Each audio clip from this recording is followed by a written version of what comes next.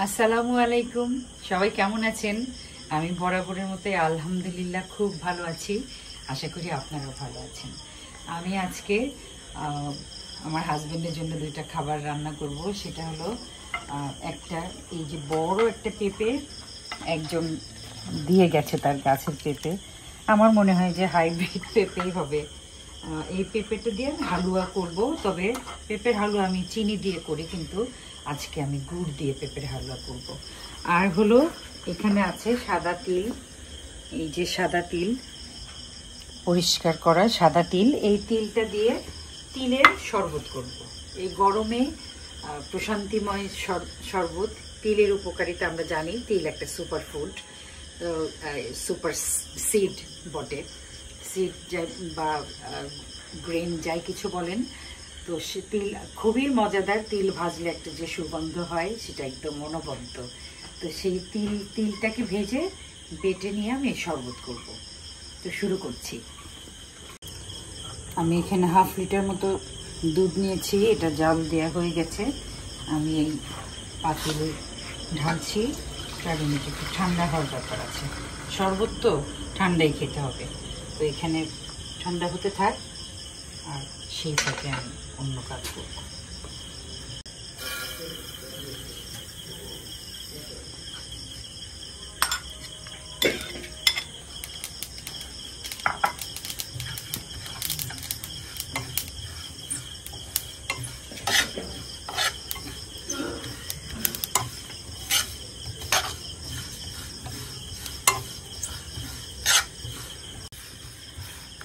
তিলটা যখন পুটপুট করে ফোটা শুরু হবে, তখন বোঝা যাবে যে তিলটা ভাজা হয়ে গেছে। বা যাই কিছু আপনি যে বীজগুলো আপনি ভেজে খেতে চান, সেটা যখন পুটপুট করে সাউন্ড হবে, তখন বোঝা যাবে যে এটা সুন্দর ভাজা হয়েছে। এবং অবশ্যই গৃহিণী টের পাচ্ছেন যে সুবাস বেরোচ্ছে। আমার তিল ভাজা হয়ে গেছে, আমি একটু ঢেলে নিচ্ছি।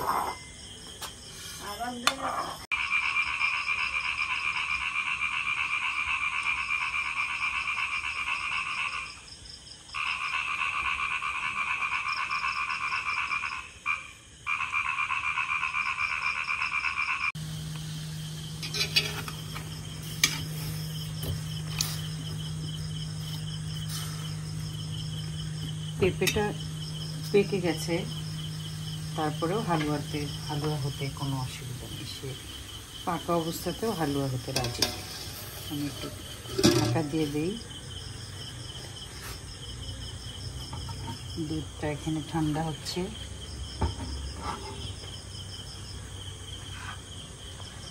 সেই ফাঁকে একটুখানি গল্প করি।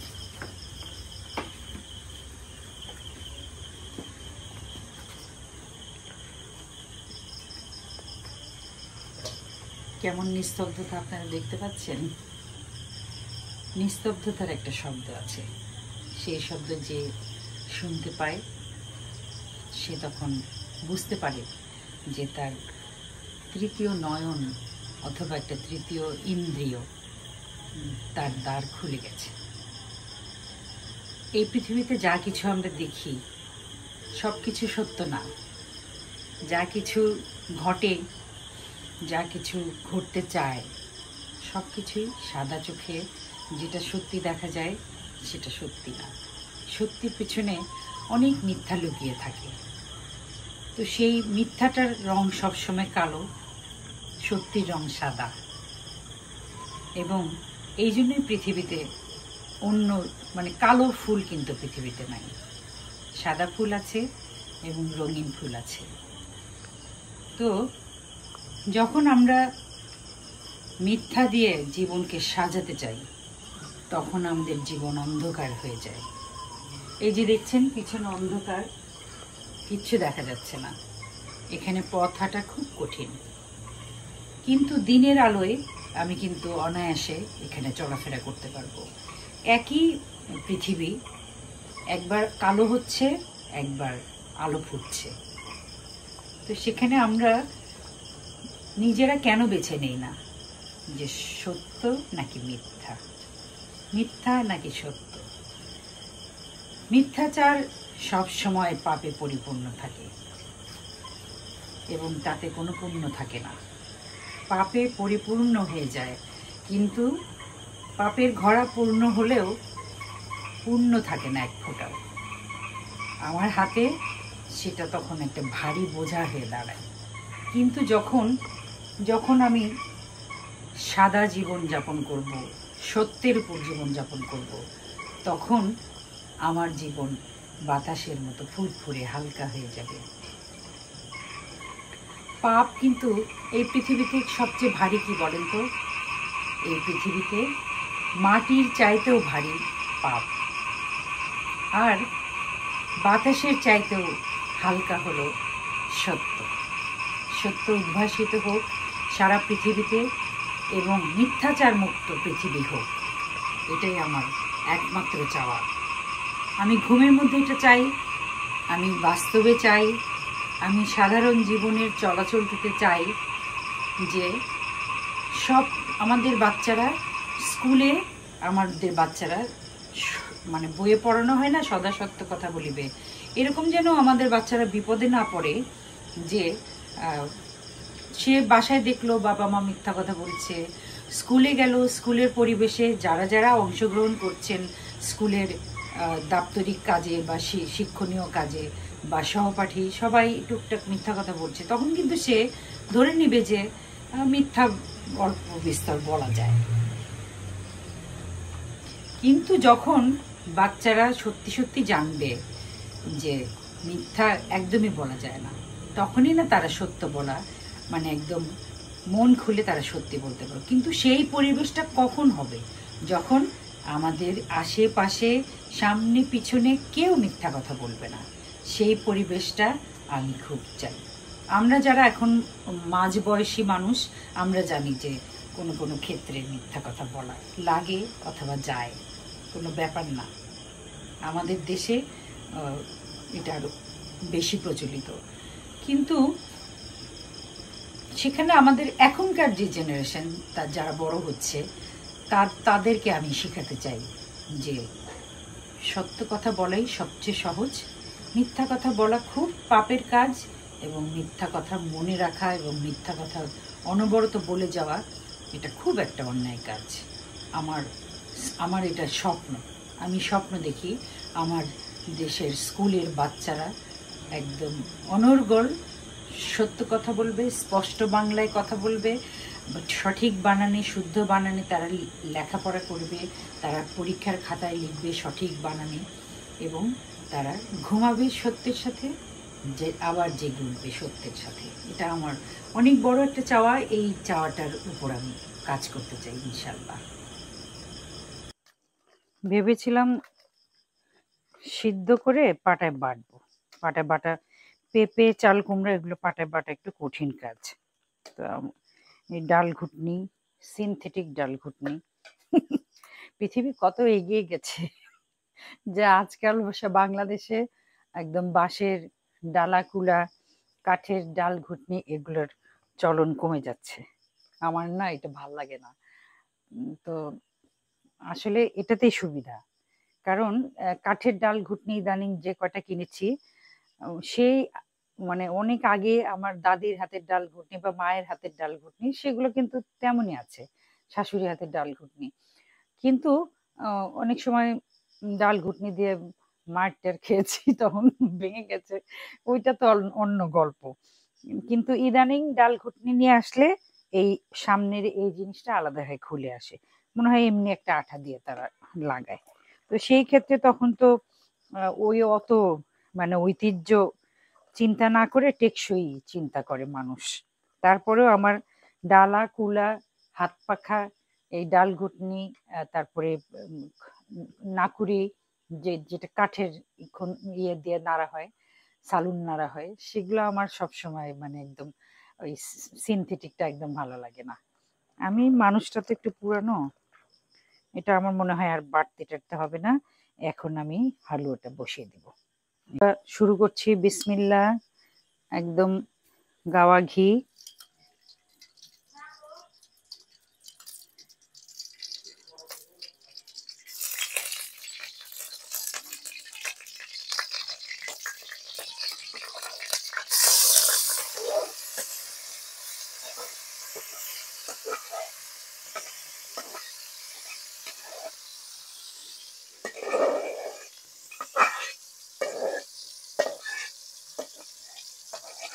এটা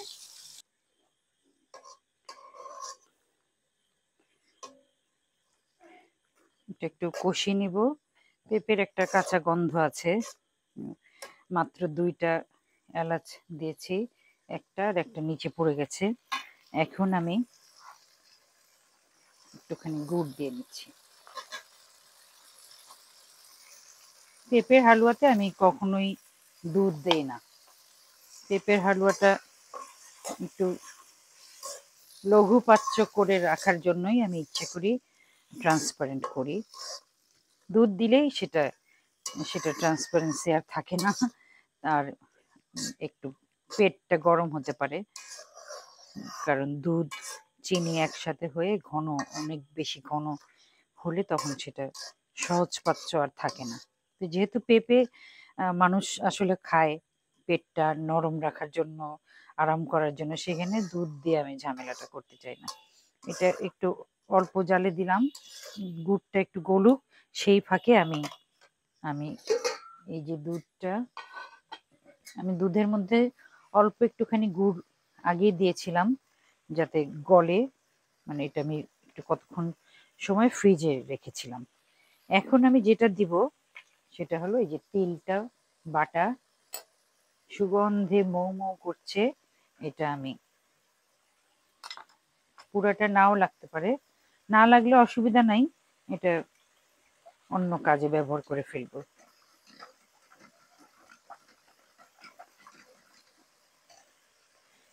একটুখানি সময় নেবে গলতে।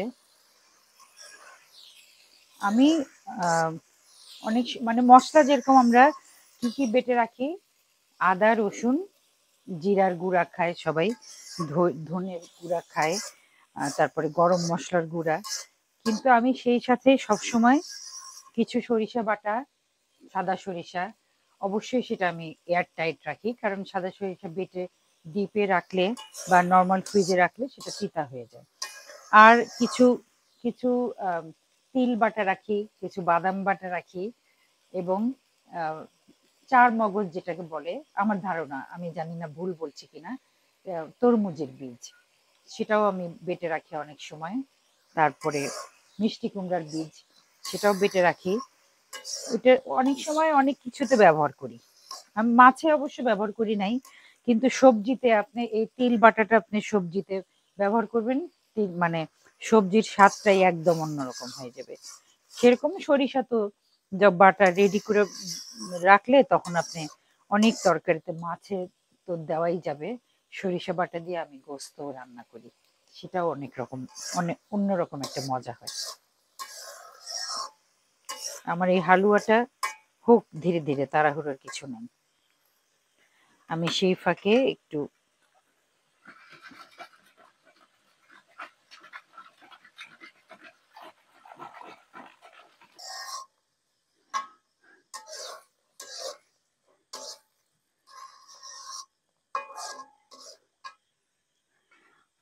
আমার এই তিলের শরবতটা আপনাদের হয়তো প্রশ্ন থাকতে পারে যে কোত্থেকে শিখলেন। এটা আমার দাদিমার কাছ থেকে আমরা খেয়েছি। তিল আর গুড় পেট নাকি খুব ঠান্ডা রাখে। তো এটা আরেক ভাবে করা যায়, সেটা হলো তিলটা বেটে সেটাতে গুড় দিব, সামান্য একটুখানি গন্ধরাজ লেবু দিব, এবং 1 কোষ 2 কোষ, মানে এই যে যতটুকু এখানে আধা লিটার দুধ ছিল, আর প্রায় 200 গ্রাম তিল আমি বেটেছিলাম, পুরাটা আমি ব্যবহার করিনি, অল্প একটু 150 গ্রাম তিল বাটা, আর গুড় যা লাগলো। কিন্তু ওখানে আমি যেটা ব্যবহার করব ওই শরবতটায়, সেটা হলো তিল, আমি বলি তিল বাটা, আহ, একটুখানি 1 টুকরা লেবু চিপে দেব, পানি দিব, এবং একটুখানি তেঁতুলের 2-3টা তেঁতুলের কোষ ছেড়ে দিব, সেটা আবার একটু নুন দিব সেখানে, ইচ্ছা করলে গোলমরিচ দিতে পারি, সেটা আবার আরেক রকম একটা শরবত। ওই শরবতটাও, শরবত মানেই ঠান্ডা শরবত। শরবত একমাত্র আমি দেখলাম যে আমি গাজীপুর গিয়ে খেয়েছিলাম মিঠুলি, সেই মিঠুলিটা একটু গরম গরম কারণ ওটা চালের গুঁড়ার তো, ওটা যদি ঠান্ডা হয় তখন থকথকে হয়ে যাবে, তখন আর সেটা সিপ করে খাওয়া যাবে না। কিন্তু এই তিলের শরবত যেটা, এই তিলের দুধ আর তিলের যে শরবত, এটাও ঠান্ডা খেতে হবে। আর দুধ, সরি, লেবু, তেঁতুল আর তিল গুড় দিয়ে যে শরবত, সামান্য একটুখানি টক ঝাল স্বাদের, সেখানে আমি বলেছি যে গোলমরিচ ইচ্ছা করলে, কাঁচামরিচ কিন্তু না, গোলমরিচ ইচ্ছা করলে দিতে পারেন। তো সেটাও, সেই শরবতটাও ঠান্ডা খেতে হবে। এখন আমার এই শরবতটা হয়ে গেছে, আমি কাছে থেকে দেখাই। আমার না বাচ্চাদের মতো এরকম এই ঘুটনি দিয়ে, ডাল ঘুটনি দিয়ে অযথাই ঘুরতে খুব ভালো লাগে। আমি যখন বাসায় বোরহানি বানাই তখন ঘুরতেই থাকি আমার খুব ভালো লাগে। এই যে এটা, আপনি এটার সাথে একটুখানি আইস মিলিয়ে খাওয়া যায়, তখন একটুখানি মিষ্টতাটা কমে আসবে। কিন্তু এই যে একটা গুড় কোথা থেকে লুকায় ছিল, বাইরে হয়ে গেল, অসুবিধা নেই, এটা এটা গলে যাবে একটু পরে। এটা ফ্রিজে রেখে আমরা খেতে পারি বা আইস দিয়েও খেতে পারি। এটা হতে থাক, আমি আবার একটু কথা বলি। বারবার যে কথাটা বলি সেটা হলো, শুধু রান্না না, আমি কোথায় একটা অ্যাড দেখেছিলাম যে যখন বোর হয়ে যাই তখন গাড়ির সামনের চাকা পিছনে লাগাই, পিছনের চাকা সামনে লাগাই।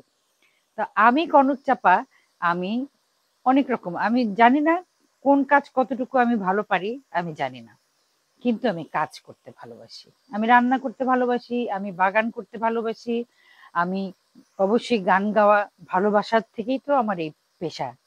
তো গান গাইতে ভালোবাসি, আমি লিখতে ভালোবাসি, আমি ছবি আঁকতে ভালোবাসি, আমি রান্না করতে অসম্ভব ভালোবাসি, এবং ধর্মীয় যেসব কাজ আছে আমাদের, আমি সেই কাজগুলো খুব মনোযোগের সাথে করতে খুব ভালোবাসি, মানুষের পাশে দাঁড়াতে খুব ভালোবাসি, ভালোবাসি শিশু, ফুল, সুর এবং অক্সিজেন, ভালোবাসি মাকে, ভালোবাসি এই পৃথিবীর যত প্রাণ আছে, শুধু প্রাণ আছে তাদের না, যাদের প্রাণ নাই তাদেরকেও ভালোবাসি। আমার ঘরের যত আসবাবপত্র আছে সবকিছু, সবচেয়ে বড় কথা হলো ভালোবাসতেই আমি ভালোবাসি। আমার মনে কোনো ঘৃণা নাই কারোর জন্য না। যে আমাকে একটা ঢিল ছুড়লো, তখন আমার মনে হলো যে আহারে বেচারা, মানে কত মনের মধ্যে কত হিংসা জমানো ছিল যে আমাকে ঢিল মারতে হলো। হুম, আমি আমি তার জন্য, তার জন্য আমি দোয়া করি যে আল্লাহ তুমি মানুষটার খাসিলত ভালো করে দাও। তো এই দোয়া করতেও আমি ভালোবাসি। আমি যখন রাস্তা দিয়ে যাই তখন, রাস্তা দিয়ে যাওয়ার সময় যত মানুষ চোখে পড়ে, কোনো ঘর্মাক্ত ক্লান্ত একটা মধ্যবয়স্ক মানুষ একটা বোঝা বয়ে নিয়ে যাচ্ছে, তখন আমি বলি আল্লাহ তার জীবনটা সহজ করে দাও। কোনো ভিক্ষুক ভিক্ষা করছে, বলি আল্লাহ তার জীবনটা আরো সহজ করে দাও, বাবার জীবন সহজ করে দাও, মার জীবন সহজ করে দাও।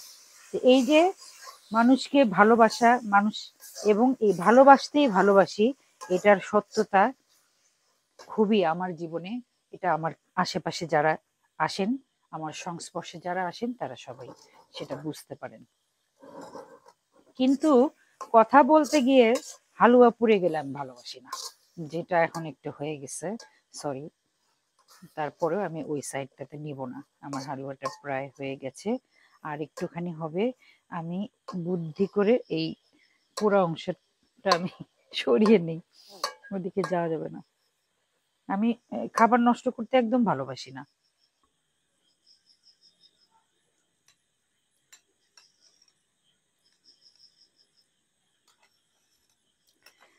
হয়ে গেল মজাদার পেঁপের হালুয়া।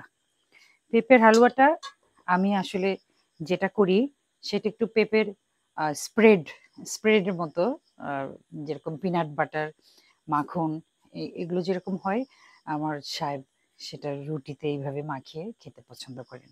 সেই জন্য এটা একটুখানি হওয়ার আগেই আমি নামিয়ে ফেলি। তো এটা খুবই উপাদেয়, যেহেতু চিনি নাই, আপনারা চিনি খারাপ, চিনি খারাপ, চিনি খারাপ এরকম বলতে পারবেন না। গুড় আছে এখানে এবং একদম টাটকা পেঁপে, ফরমালিন মুক্ত গাছের পেঁপে, আর সেটা দিয়ে বানিয়েছি। সামান্য একটুখানি ঘি আছে, সেটাও গাওয়া ঘি, একদম খুব ভালো বগুড়ার ঘি। সেটা দিয়ে 2টা এলাচ দিয়েছি। তো এটা আপনারা বানিয়ে রেখে অনেক দিন খেতে পারবেন, আচারের মতো, মানে সংরক্ষণ করে খেতে পারবেন, জেলি বদলে খেতে পারবেন, ভালো লাগবে। আর হলো আমার তিলের শরবত।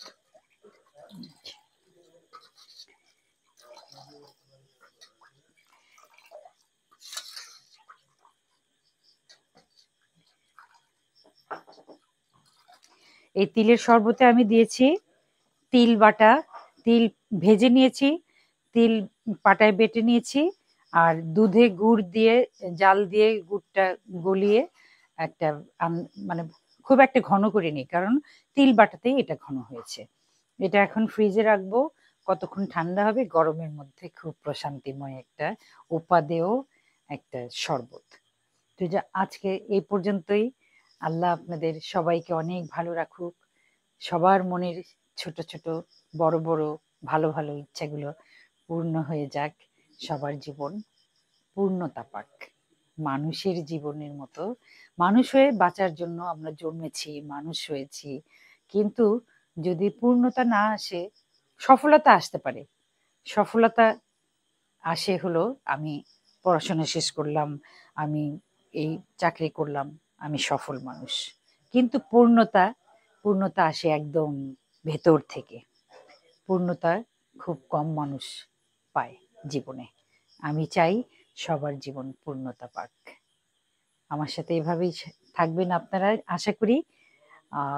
কোনো রকম যদি চান যে এই রান্নাটা দেখতে চাই, ওই রান্নাটা ভালো লাগতেছে না, এরকম আপনারা সাজেশন দিবেন, আমি সেটা শুনবো।